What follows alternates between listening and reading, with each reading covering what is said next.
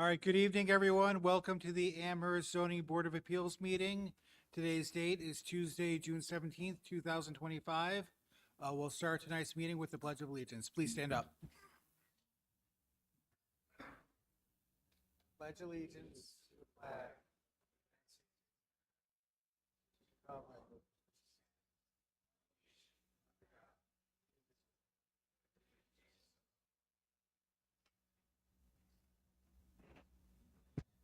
Thank you. In the event of a fire or other emergency, please follow the exit signs that are provided in this room and throughout Town Hall. Upon exiting this room, the main exits are located to the front and rear of this building. Do not use the elevator during an emergency event. This meeting is being live streamed and recorded through the Town of Amherst YouTube channel. Can the ZBA secretary please call the roll? Chairman Bray, Present. Vice Chair Schubert, Member Phillips, Member Parker, Member Gergen. Thank you. We're also joined tonight by the Town Zoning Enforcement Officer, Dan Ulatowski, the Town Board Member, Jackie Berger, and Deputy Town Attorney, Sam Alba. The first item on today's agenda is approval of the minutes for May 13th. We had a motion and a second. All in favor, say aye. Aye. Any opposed? That passes 5-0. Now we'll get starting on the hearings on appeal. The first item is 17 North French Road, a temporary use permit. Will the applicant please come to the podium? Is the applicant here for 1790 North French Road? Or Andrew Polashevsky. that's, yeah. All right. I've got a question, if I can. Can we move these without the applicant being present? I guess that's a legal question. Yes. Go through the criteria that's in the application. Hear from the public, then comments on the vote. Just wondering if maybe we should do that on this one because it's so routine. Well, let's open it up to see if anyone from the audience is here to speak on this item. Although it might make more sense to go out of order, move this to the last, end? and see if. Okay, all right, okay, That's good. all right. All right. Thank you. All right, we'll leave that on the table, and we'll return to that before the end of the meeting. The next item on the agenda is 40 Hampton Road, special use permits. Is the applicant here on that? Please come to the podium and give your presentation. Hi, good evening. I am Vanessa Feinberg. I'm speaking on behalf of my mother, Sherry Visciano Feinberg. We are seeking a special use permit for an accessory dwelling unit of 700 square feet at 40 Hampton Court. Could you give us a little bit of information on the size of the addition and the reason you're making this request? Absolutely. So the size will be basically living quarters for my disabled brother. It's going to be about 700 square feet. Currently resides in the main house with my mom, and we're hopeful that this will give him a sense of independence, having his own space. And what's included in the accessory dwelling units? Sure. We've got one bedroom and kind of like maybe like a second bedroom office space, an eat-in kitchen, a living room, and a full bath. And there is a second exit from this. Yes, there is.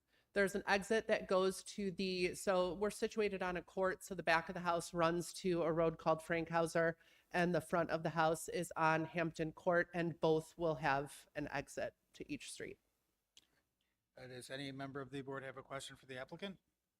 I don't, but I just have a question for Mr. Ulatowski. Is there any reason why we wouldn't approve something like this under the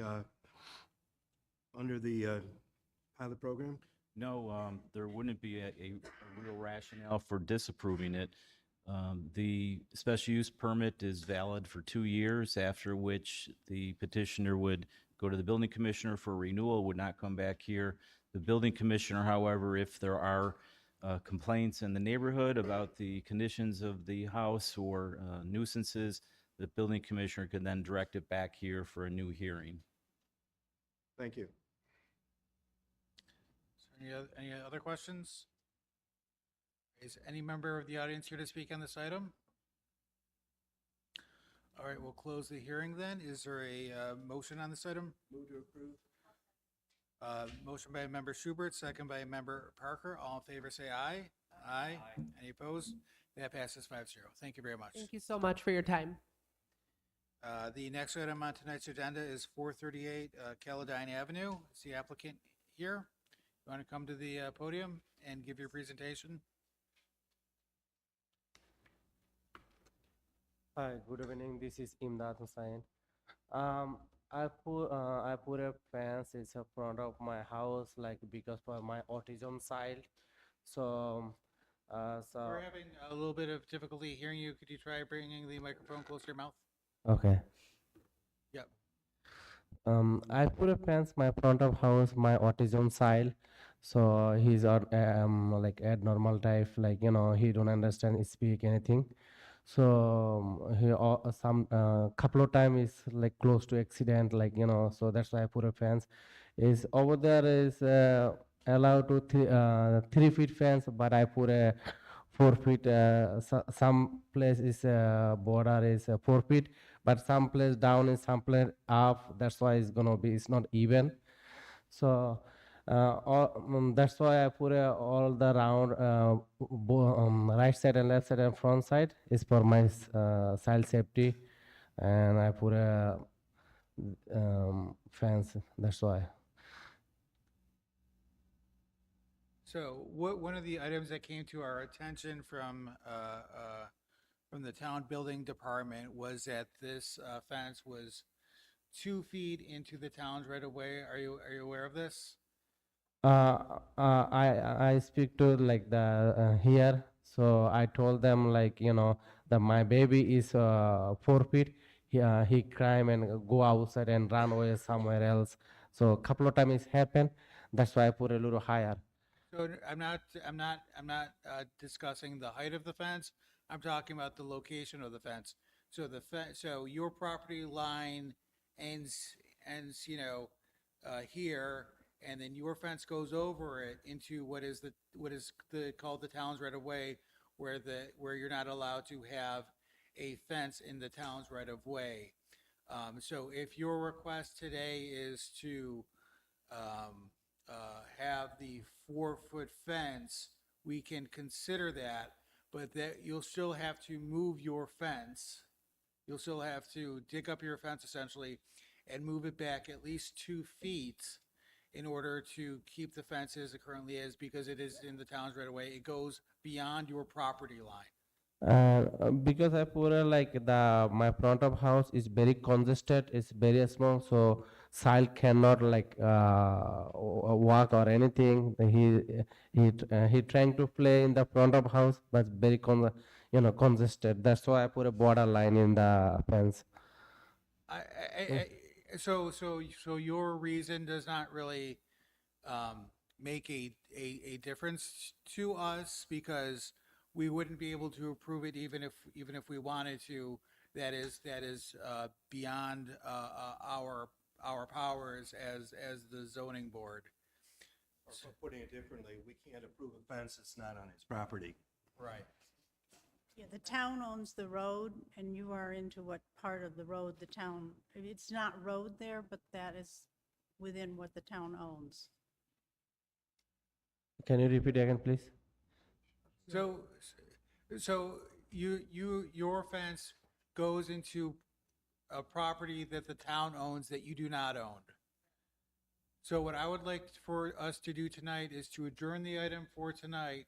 You have a conversation with the town building department to figure out what your plan should be going forward. If you want to come back here and request a variance for the height of the fence, we will consider that request.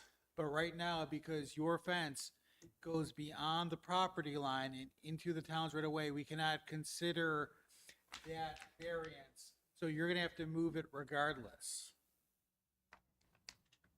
And, move it back.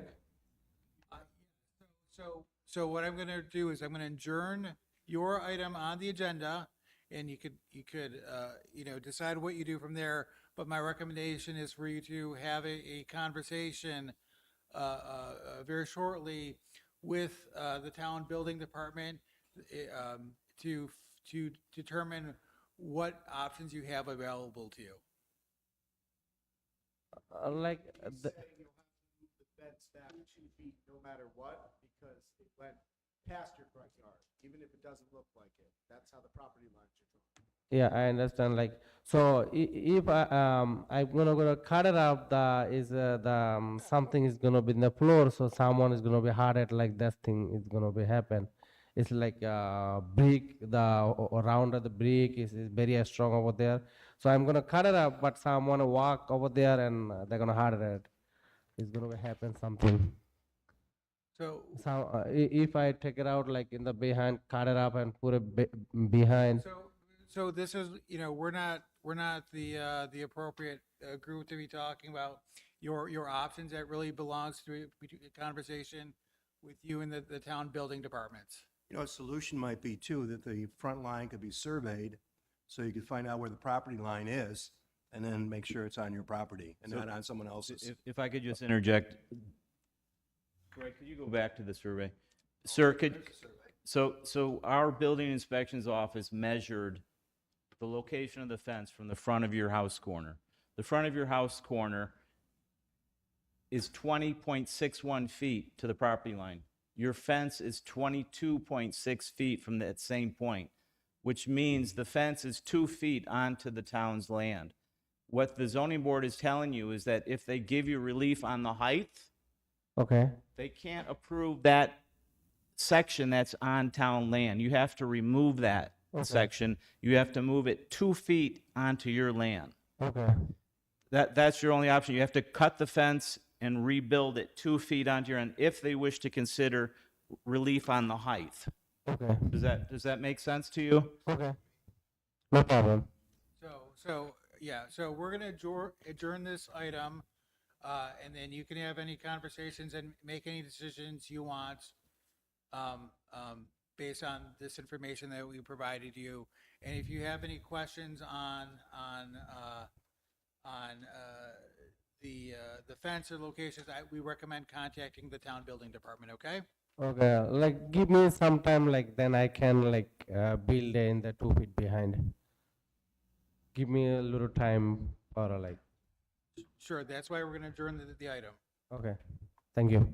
Did I get a motion to adjourn? Make that motion. Motion by member Schubert, is there a second? Second. Second by member Gergen, all in favor say aye. Aye. Any opposed? All right, that item is adjourned. If anyone was here to talk on the Caledine issue, it won't be heard. All right, the next item on tonight's agenda is 154 San Fernando Lane. Is the applicant here? All right, please come to the podium, state your name and address into the microphone, and make your presentation. Name is Ramo Apuzzo, address 154 San Fernando Lane. I'm requesting a variance for a replacement privacy fence located on my property line along San Jose Court. The current fence was installed about 20 years ago, and I'd like to replace it with a new one, similar height, same location. That location is for a number of reasons. When I would talk to the utility companies, because there's a utility easement there, they said if I move it in or whatnot, might disrupt buried utilities there. There's a gas line, a number of other lines that are there. It minimizes interference with the above ground features. There's a tree and some other landscaping there. And the existing location complies with the sightline requirements regarding the neighbor in the back's driveway. That's in 203-2-5.2.A5B2.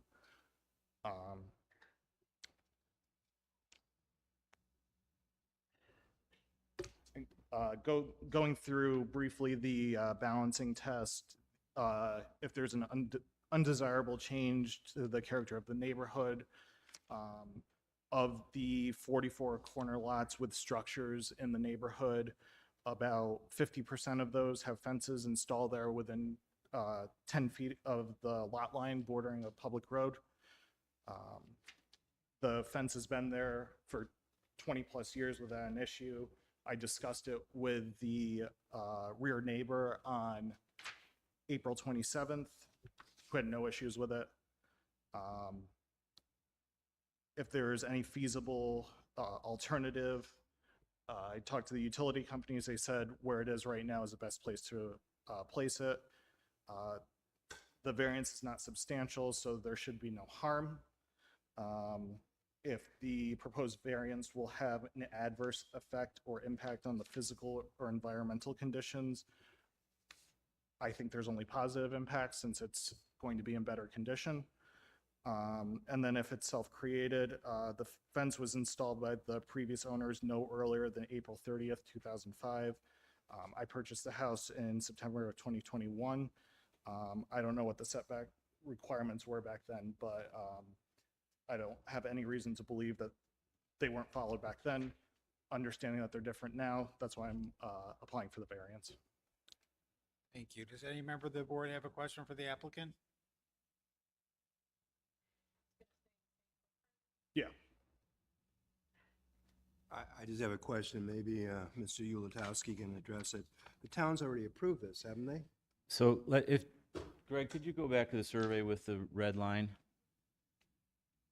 The petitioner contacted our office with a desire to replace the fence Right. in kind. We advised him that that would not be a permitted installation for several reasons. The first is that it violated the 10-foot setback. Secondly, you'll note there's a 15-foot wide utility easement there.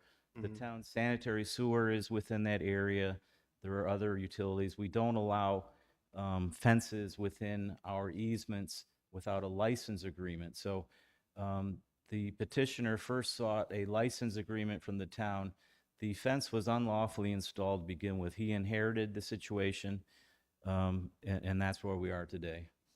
All right, so the town approved this based upon the fact that the fence was already there. The town approved the license agreement. They have no authority to approve the height Right. within the first 10 feet. Okay, thank you. Is any member of the audience here to speak on this item? All right, we'll close the hearing then. Any member like to make a motion? I'll move to approve. Motion by member Schubert, is there a second? Second. Second by member Gergen. All in favor say aye. Aye. Any opposed? All right, that passes. Thank you very much. Next item on tonight's agenda is 27 Arcadian Drive. Would the applicant please come to the podium? Please state your name and address into the microphone and then do your presentation.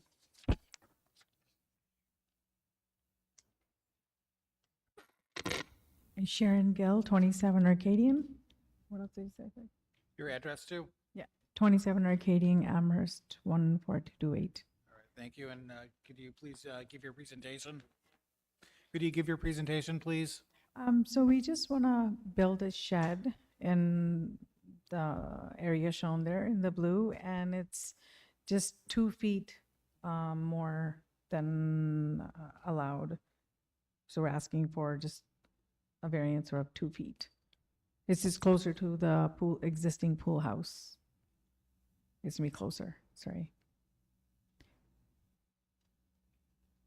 All right, does any member of the board have a question for the applicant?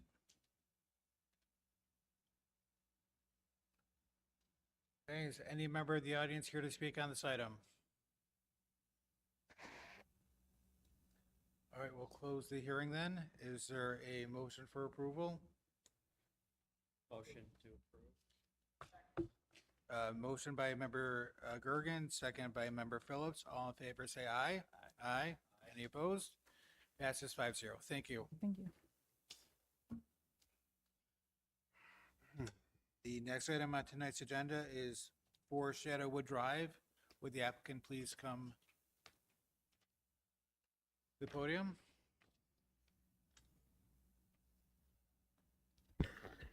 Good evening, Chairman and members of the Zoning Board of Appeals. Sean Hopkins on behalf of the applicant, Andrew and Kristen Peer. Andrew is with me as well. We're here this evening in connection with the request for a setback variance for proposed addition to the existing home at 4 Shadowwood Drive. Next slide. Just to acclimate everyone, you can see where Shadowwood Drive is and Wellingwood Drive. Obviously, close by is the Transit Valley Country Club. This site is zoned R2, and perhaps the most important attribute is this is a corner lot. Because it's a corner lot, under strict compliance with the code, it needs to comply with 2 front yard setbacks, both on Shadowwood Drive and Wellingwood Drive. Next slide. There's a zoning map showing again, the existing zoning classification of R2. Next slide. The survey of the project site provided on the right, the closer aerial photograph. It is important to note that there's a pool, concrete patio, etc., located on the project site. You can see that this is a side load garage, exits onto Wellingwood, and what we're doing is proposing to tuck in addition on that portion of the site. Next slide. So the left-hand side is a plan showing the existing house, pool, backyard, etc. today, and the right-hand side shows what we're proposing in terms of an addition. So basically, after exploring a wide range of options, it helps when your father-in-law is an architect, they came up with the following plan. The portion that's highlighted in orange, that would be a 2-story addition, which would match the existing home. And then that portion in yellow would be a 1-story addition. Only that portion of the home highlighted in yellow encroaches into the required side yard / front yard setback of 30 feet. The setback that's shown is 21 feet, 10 inches. So it's literally just a portion of what's highlighted there in yellow. That home has existed since 1972. Pursuant to the zoning code, believe it or not, if that home had been there in 1960, the setback would only be 20 feet versus the 30 feet that otherwise is required. Next slide. It is important to note that, again, because the applicant's father-in-law is an architect, they did evaluate the criteria specified for additions in single-family homes in the R2 zoning district, and we do meet everything else. So with the exception of this minor setback, we meet everything in terms of front yard, rear yard, combined yards, maximum height, maximum building coverage, lot width, et cetera, et cetera. Next slide. These are photographs. Now, what I want you to focus here in terms of the photographs is this area here, and then the garage. So we're going to go above the garage, and we're going to tuck the addition into this area. Next slide. Showing a little bit closer. And again, this will be done in a way that doesn't interfere substantially with the really nice backyard, including the pool with the enclosure. Next slide. Just a little bit different angle. And again, this is a side load garage. Next slide.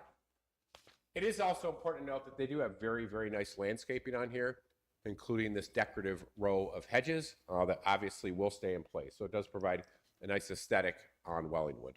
Next slide. These are the elevation plans.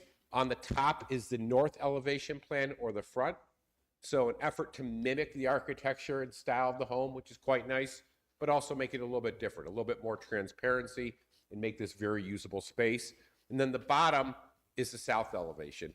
And in terms of the reason this is being done, Andrew and his wife, they bought this house in 2012. Their family's recently grown to include 6 people versus what it previously was. So they need the additional space. They're going to have a master bedroom, an expanded family room, an office space, etc. So this is all so they can stay in this house versus having to move into a bigger house. They like their neighborhood, they like their neighbors, etc., etc. Next slide. And this is the elevation looking to the east, which of course is a side street. You can see that addition that will be built above the garage, and then this addition that will be tucked in. It's probably about 1,000 square feet, but it won't have the appearance of 1,000 square feet because, again, we're adding space over the existing garage. Next slide. This is a first floor floor plan, but you can see how the space will be utilized. Next slide. And there's a second floor plan, again, developed by Silvestri Architects. Next slide.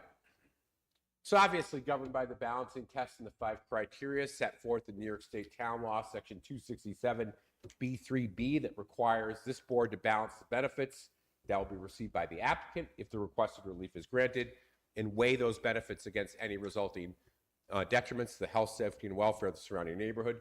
The benefits here are very clear.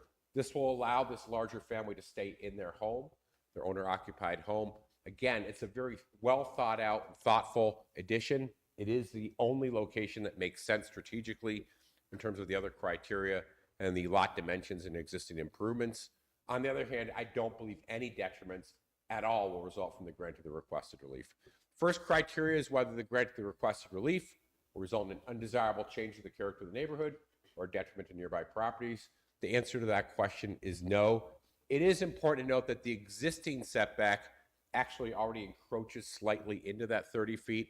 It has a setback of 27 feet, 10 3/4 inches. Again, pursuant to the plans from 1972, we're extending that approximately an additional 6 feet.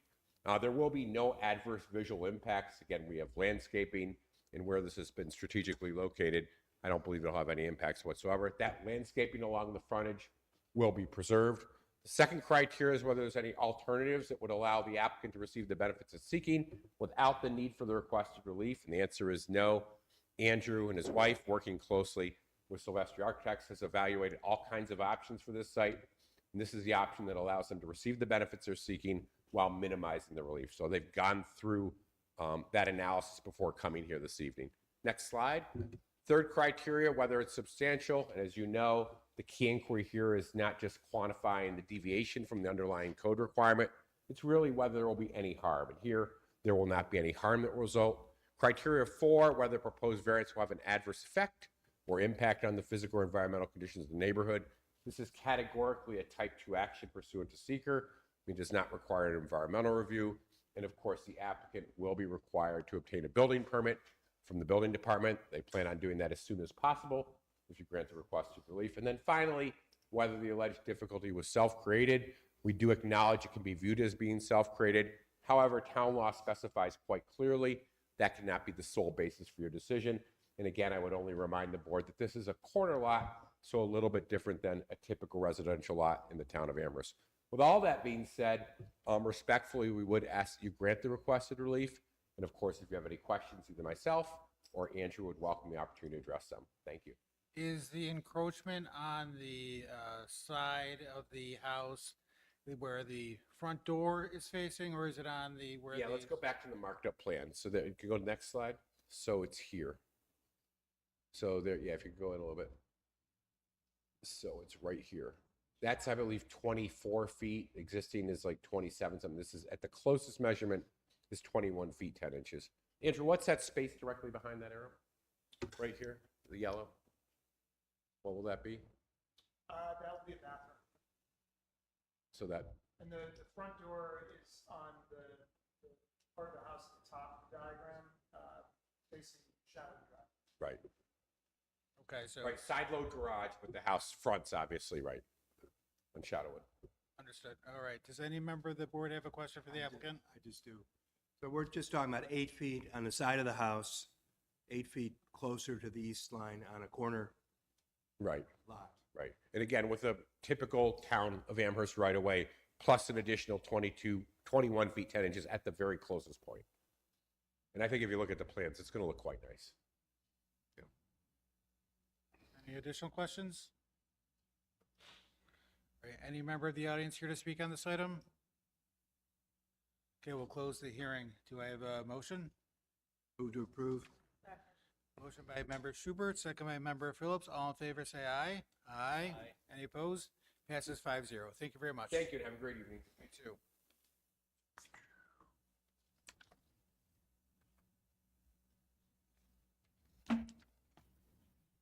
All right, the next item on tonight's agenda is 78 Brandywine Drive.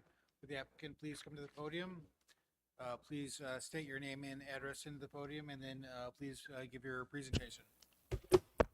Brian Effinger, JEB Architects, 129 Wrexham Court North. I'm here requesting a variance on the side setback of 2 feet 11 inches instead of the 8 feet that's required in an R2 district. So what is what's the variance that's being requested?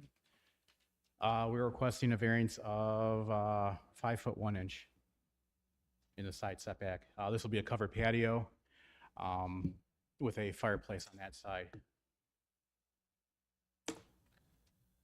Is there any questions for the applicants? Just so I can follow, this is Just a covered patio? Yes. So what are the sidewalls then? It's just, Just for privacy, for the fireplace on that side plus privacy, because the neighbor's house is right there. There are currently some pine trees there, pretty dense pine trees that will most likely have to come out, or at least some of them will. So this will replace that.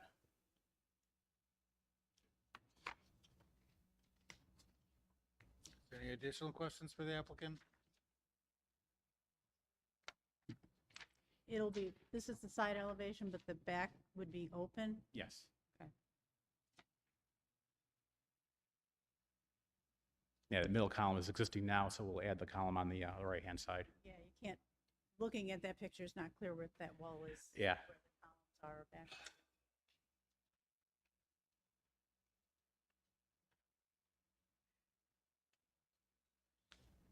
Any additional questions? Is any member of the audience here to speak on this item? All right, I'll close the hearing then. Do I hear a motion? Motion to approve? Motion by member Gorgon. Is there a second? Second by member Phillips. All in favor, say aye. Aye. Any opposed? All right, that passes 5-0. Thank you very much. Thank you. The next item on tonight's agenda is 620 Shoals Road. Would the applicant please come to the podium? State your name and address into the microphone and give your presentation, please. My name is Chris Heim. I live at 620 Shellis Road. I am here to apply for a proposal of a 701 square foot variance for the current property allowance to put up a 32 by 32 pole barn structure for storage and safety of personal items. The proposal there is highlighted in purple. The current shed that's on the property is deteriorating, and that's going to be fully removed. The attached garage is 696 square feet, which is obviously large, but it's not enough to put 2 vehicles in. Our family has grown by 2 boys in the last 4 years. All of the stuff that I have acquired over the years was all stored at 80 Smith Road, which was my parents' house. They had a 2,000 square foot barn, tractors, side-by-side, trailers. Since then, my dad passed away in 2015, and my mom recently passed away in August, so we sold the house. So when it comes to self-created problems, purchasing all that and storing it at their house was easy, and I never had this issue until we had to sell the house. So the character of the neighborhood, there's quite a few pole barns on Shellis Hopkins Road. It will match the new siding on the house. It'll look beautiful. I don't have any direct neighbors on either side of me or across the street. There's a solar farm across the street. Both farms is next to me, and then there's a lot in between us that's protected green space, plus the other 2 neighbors I had conversations with. They're totally on board. They don't mind. One of them has a structure in the back of their house. The environmental conditions, it's strictly going to be used as storage, so there won't be any noise pollution or light pollution, anything like that. Trying to think. Other than that, it benefits me. I can store all this stuff inside, keep it away from my children, neighbors, safety of everybody. And, it's just for some mowers and tractors, tool benches or toolboxes. Currently, I have 2 storage units on Millersport right now that's housing all the items from my parents' house, which we sold in March officially. So, again, it was for a 701 square foot variance. All of the lot lines and everything in regards to the structure will be met, minimum distance off the back and side, and just requesting the variance. Is the request is to increase the total area for all accessory dwelling units of 1,720 square feet. A new barn will be 1,024 square feet. What is the other accessory dwelling units? The shed is 10 by 12, which will be removed completely, so that won't be accounted for it. And then it's an attached garage to the house that's 696 square feet. And your house is relatively, it's what, 1,300 square feet, so part of the problem is the house is not big. It's not big enough. Yeah, it was my grandmother's house, and my wife doesn't want to move. She likes the view. My dad built the house in '96, and I've tried to convince her. She's stuck. She likes the sunset. It's a beautiful lot. You can see the pictures, and it's everything's open, backside. So yeah. All right, so any member of the board have a question for the applicant? I have a question for Mr. Ulatowski. I never did understand, what you're saying here is because the house is small, the shed has to be a certain size? So I mean, it the, just makes the, no the sense. the zoning statute says that you can have all accessory structures equivalent to 75% of the principal building, including any attached garage. So what we do is we take 75% of the principal dwelling, we remove the the attached garage, and that is a resulting square footage that's allowed. So this new accessory building will put them over that 75%. Now to put you on the spot, how does that make any sense? The statute's been in effect since 1976. Maybe it's time to change it. Well, again, I think the I- problem I- is with the current statutes, it would allow me to build a 300 square foot barn, and it's just, it's not feasible. It makes, the lot is enormous.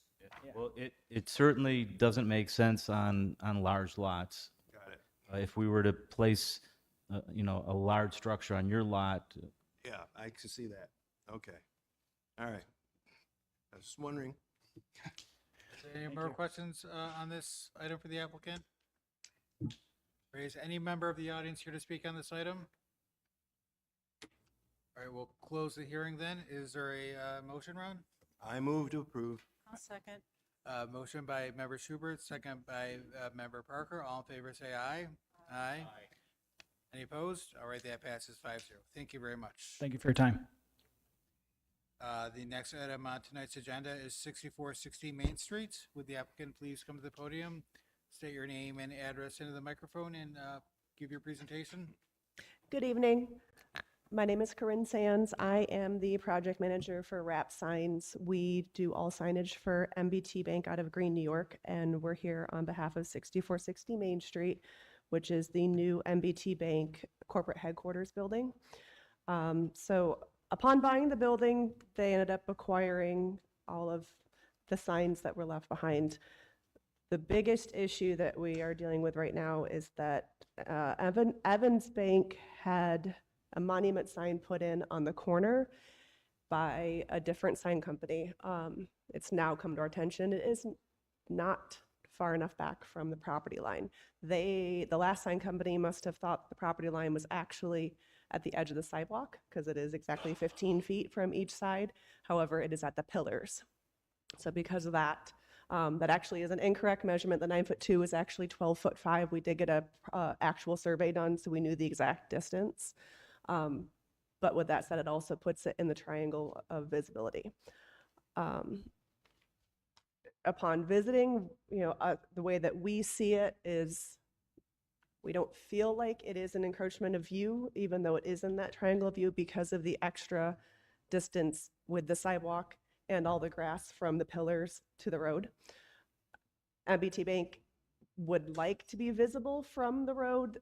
They don't have a channel letter set. That's the other request, is a channel letter set on the front of the building. Evans Bank had a set there and a set on the side, which we have installed one on the side of the building.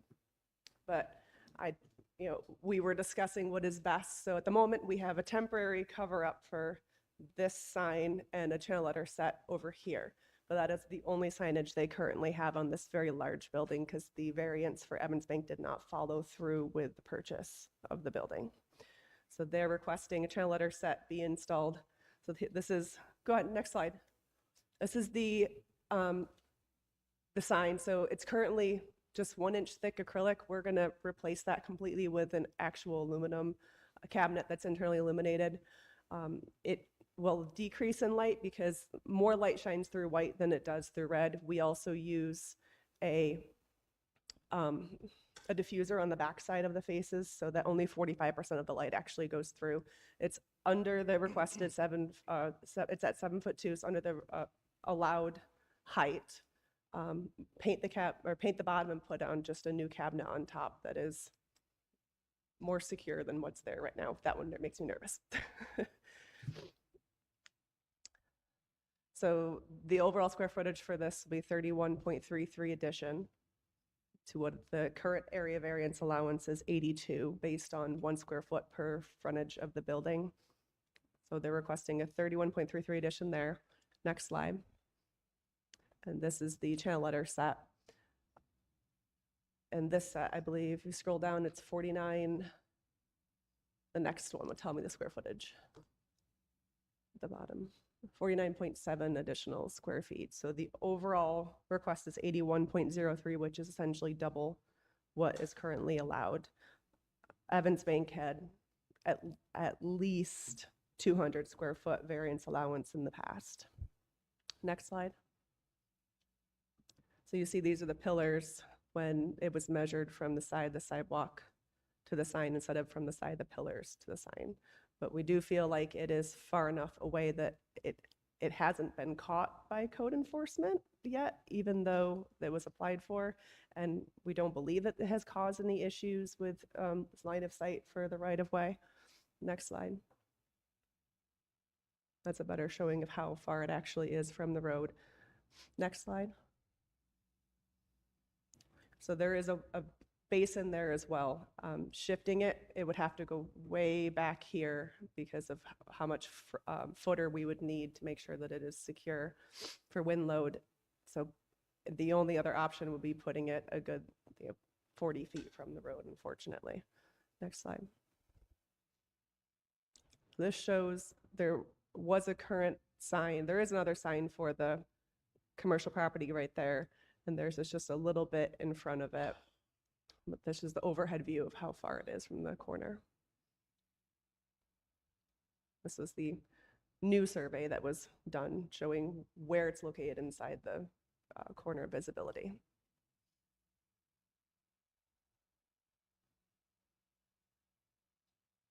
Yeah. Unfortunately, they acquired it, so it wasn't self-made. We don't feel like it will take away at all from the neighborhood.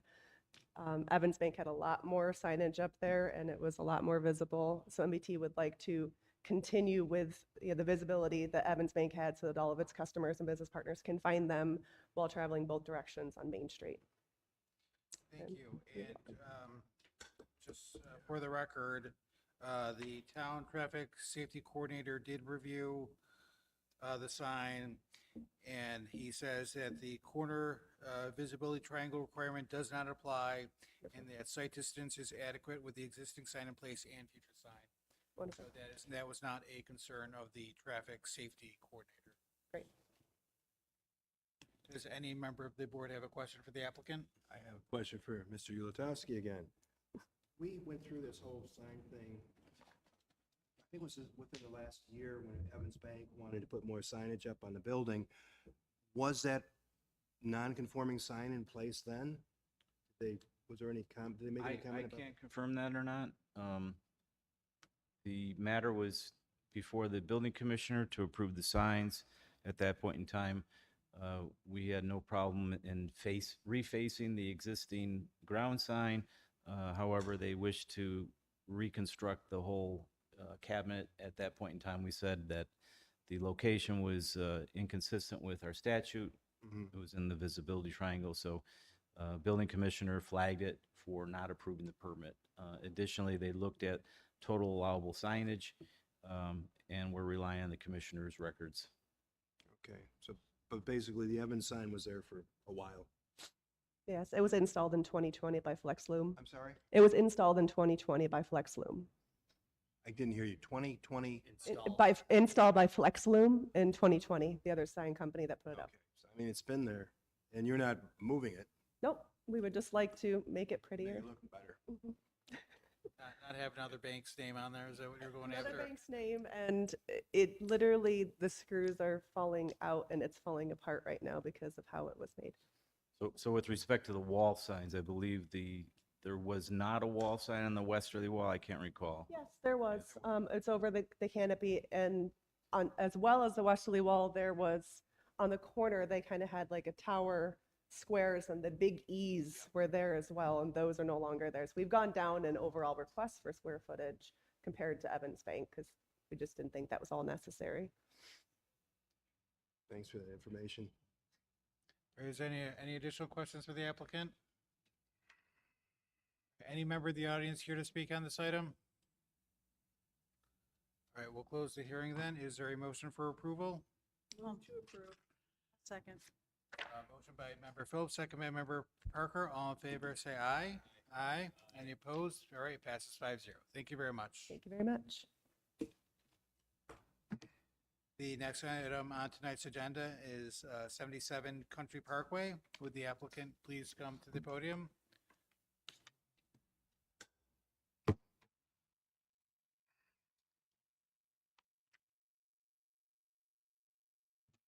Hi, my name is Joe Sorrentino. I'm here for 77 Country Parkway, property that I bought in 2016. At the time, this house, and even before the previous owner, they were using it as rentals. So we had a family in there, and then they stopped paying. So we evicted them. Now, what we like to do is to build on that land. It's just sitting there. Is to build a smaller unit. We realized we're talking a lot with planning and also building department. 65-foot frontage came into play when? You remember? Say that again. 65 feet for frontage. When did that come into play? Can I tell you offhand? Okay. Because a lot, well, they're all 30-foot lots, but I'm just curious. If you're familiar with the street, there's houses that are way back, houses that are smaller, houses that are larger. So we're talking about building a house that is 40 feet wide. And then that leaves with 55-foot lot. Okay, we're talking about, complying with the side lot requirements. The only other thing that I talked to somebody a ways back, in order to not give it 65 feet, but maybe 60. And that would be if we did both properties, 65, right? When we do this, 77, where the house and the garage is, that would have to conform to new standards of 65 feet, which is why then this is 55 feet. The structures that I presented as a proposal, I've had some other discussions, and kind of feel that I'm with Mike Morano. And the house that we built on Campbell, it was 40 feet wide. It's 2-story colonial. But because it's tall, we're thinking about how that could maybe sour some people who live next door. So we came up with the patio home. And I don't know if it's the one on the bottom. That one is a 2-bedroom, 2-bath. And then if you wanted, it really doesn't increase the height. But then you can have as an addition, stairs with a loft. So we're thinking that would be probably the best thing. And the houses around it are all well maintained, but they're a lot different. And this, we feel, would be a tremendous improvement and upping the grade of the, I mean, this is probably going to sell for $490,000, $500,000. And so that's what we're looking at doing. So now, tell me what you were thinking. What is on the lot currently? There's a picture that somewhere, that I attached. It may be down further, but it's just trees and, See what balancing test was just mentioned.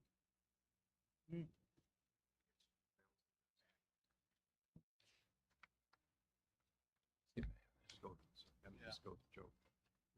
Can you go through the balancing test for us? So the balancing test where you go over the changes the character of neighborhood, other alternatives that were explored, whether the changes are substantial, physical and environmental conditions have changed, and whether it's been self-created or not.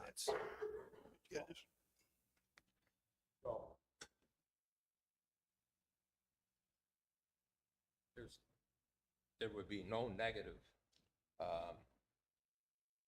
impact. If anything, it would be positive, not only for aesthetics, but also value and bringing a little bit more to the location, the street. And physical conditions really aren't going to change because there's going to be a couple of trees that we're going to have to take down. But one is already down, we got to get it out of there. But really not much at all. And that picture you had of the patio home,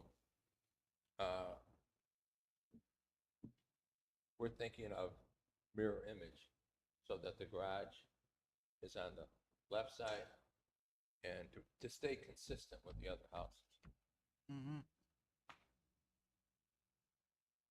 I think maybe for clarity, what we're saying, I think what you're saying is was a lot requirement is 65 feet? Minimum lot width, as per the statute created in 1976, required a 65-foot wide lot. The petitioner, is required to demonstrate why he should not adhere to that standard by a showing of the 5 criteria. Got it. So, all right. Mr. Yurkowski, is the are there other properties in the vicinity of this that has a similar issue with lot size?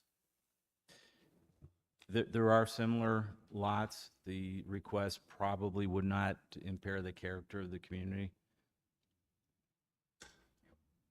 The fact that the house is being preserved and he's not destroying the house to add additional lots, similar to the request you denied last year or the year before, where they wanted to remove a viable structure and then build 3 small lots with 3 small patio homes. So this, you could rationalize the difference here, but I'm waiting for the petitioner to present the argument. He's been presenting the style of home he wants to construct, but he hasn't gone through the 5 tests.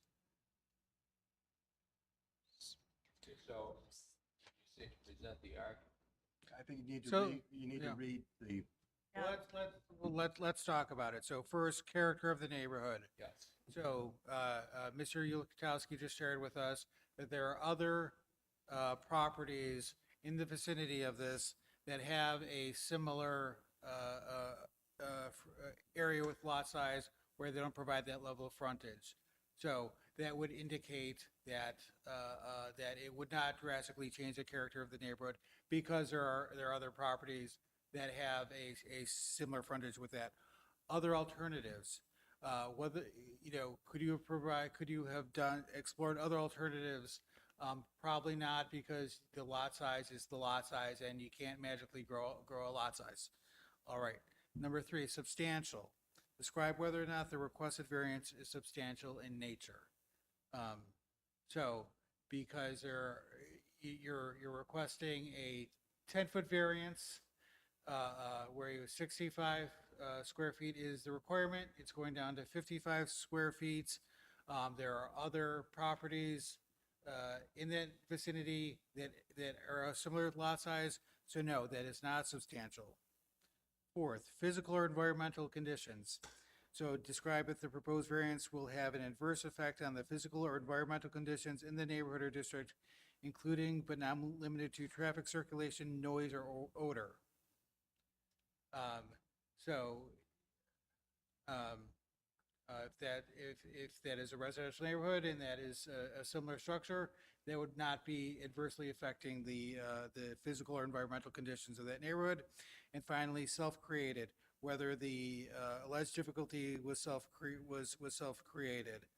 And you wrote here, this is not alleged difficulty. Throughout the years, both County Parkway and sections of Bauman have benefited by having a new house built on property that was excess land attached to an older house.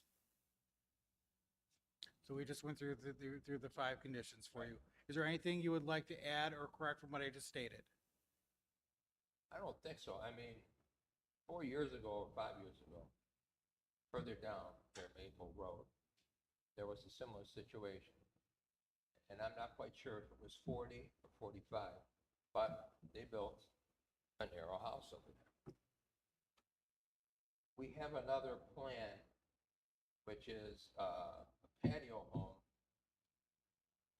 townhouse, and it's only 30 feet wide. But it goes up to the second story where the bedrooms are and the loft. So if people are concerned about, now I've got to have a roof when I look out the window, going with the patio home, it's not going to impede that individual's vision or view of what's differently now there. There's trees. So I hear what you're saying, but the request that you're presenting to us tonight is not for the patio home. It is to build on a lot that is 55 feet in length. So if we approved the variance for you to build on a 50 feet in length, there is nothing unless we add the condition that it be a patio home that would limit you to a patio home. Would you be open to us adding the condition that it is a patio home? Oh, yeah. I mean, Reynolds building them all over, and they're using that plan because in some places where they're building, they didn't get condominium status, or they didn't want to have, uniform. So they have a 2-story colonial, and that's what they call the virgin. But it's the same house. The only thing that we wouldn't do is, typically with that plan, patio A or the Birchfield, then they sell you the upgrades. You want 2 foot out this way, 2 foot out this way, 4 foot out. We're not doing that.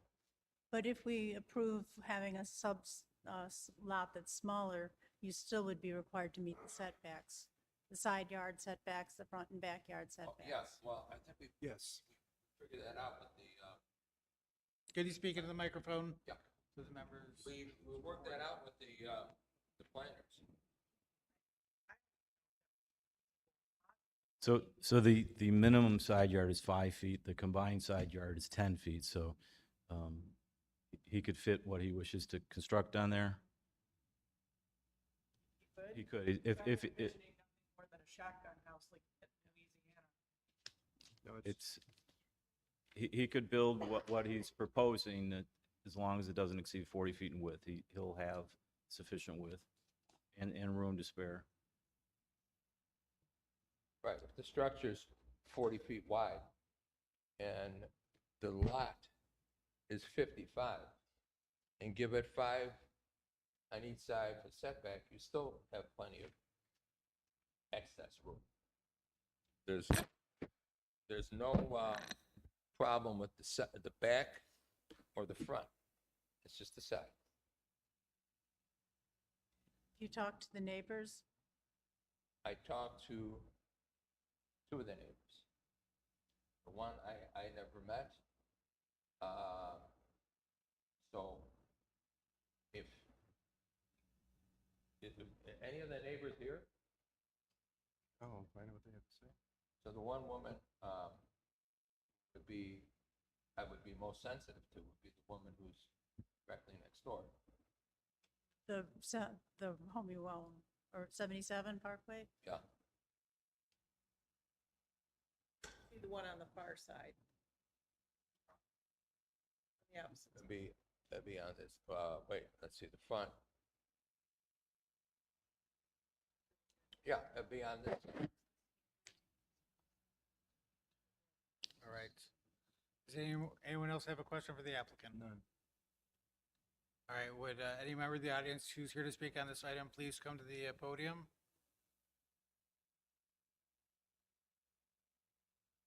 Please state your name and address in the microphone and then provide any commentary, feedback that you'd like. Hi, my name is Sandy Barilari.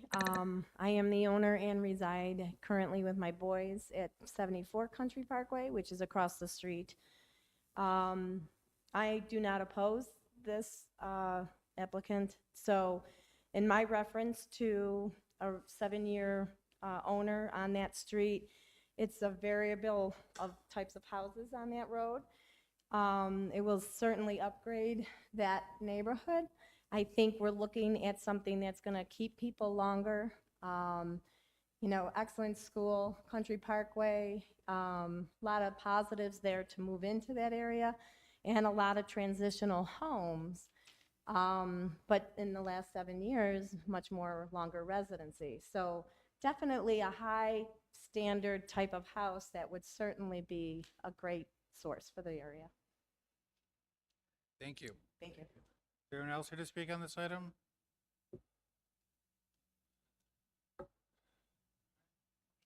Close the hearing then.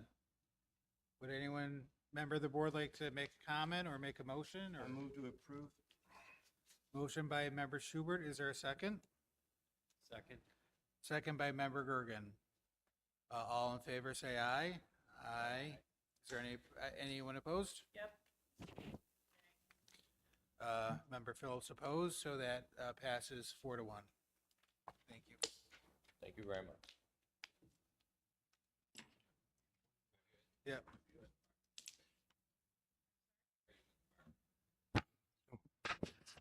Here's, Don't forget, Yep, yep. 1790. Yep. The last item on the agenda was the one we started with, 1790 North French Road. Is anyone here to speak on this item? All right, we'll adjourn that for tonight. Yeah. That, if you wish to act on it, the deputy town attorney said you could. I believe that the contractor is anticipating on starting the job within this month. So the contractor is looking for a storage facility. He was notified. The contractor should have been here. It's Oak Grove Construction. He has permission from the owner who previously used it as a staging area. Is anyone here to speak on this item? All right, well, we'll close up the public hearing if that was one. Is there a motion for approval? I will move to approve it. Criteria to the record, just so we Yeah. have it. Member Schubert, you want to do that? Yeah, if I can find it. Greg, if you go to the resolution. Okay, just give me a minute. Find it. It's in the pile. And then there's a maximum of a 24-month time period. If you wish to establish something less than 2 years, you're welcome to do that as well. I don't know what the term is for the Campbell Road reconstruction. No idea. Should be the very first thing in here. Okay, here we are. Okay, let me see here. I have to make up the balancing test. Yeah, they didn't include it. Okay, wait a minute. There's no, Okay, are you suggesting we just go through the? Go through the bullet. Bullets here. It is of a temporary nature and does not. Okay. Concerning the application, just see here for temporary construction staging area. We've considered that this is of a temporary nature and does not involve the erection or enlargement of any permanent structure. It will be generally consistent with the policies of the comprehensive plan, generally meets the criteria specified in section 6-3-5, will be compatible with the existing uses adjacent to and near the property, will be in harmony with the general purpose of the zoning ordinance, will not tend to depreciate the value of the adjacent property, will not create a hazard to health, safety, or general welfare, will not alter the essential character of the neighborhood, nor be detrimental to the neighborhood residents, and will not otherwise be detrimental to the public convenience and welfare. Whereas board believes it's necessary to impose the following conditions on its approval. The temporary use permit to minimize adverse impacts upon other property and the neighborhood. One, storage area activities will be limited to the existing disturbed areas improved with stone. And Mr. Ulatowski, you were suggesting a 2-year? Not to, okay, and this permit will not exceed 2 years or 24 months. That would be. All right, we had a motion. Is there I'll a make that a motion. there a second? Second. Second by Member Gergen. That is approval with the 2 conditions. First condition being the storing staging area will be limited to the existing disturbed areas, improved with stone, and for a limitation of 24 months. All in favor, say aye. Aye. Any opposed? All right, that passes 5-0. Okay. Meeting. Motion by Member Schubert, second by Member Phillips. All in favor, say aye. Aye. All right, pass 5-0.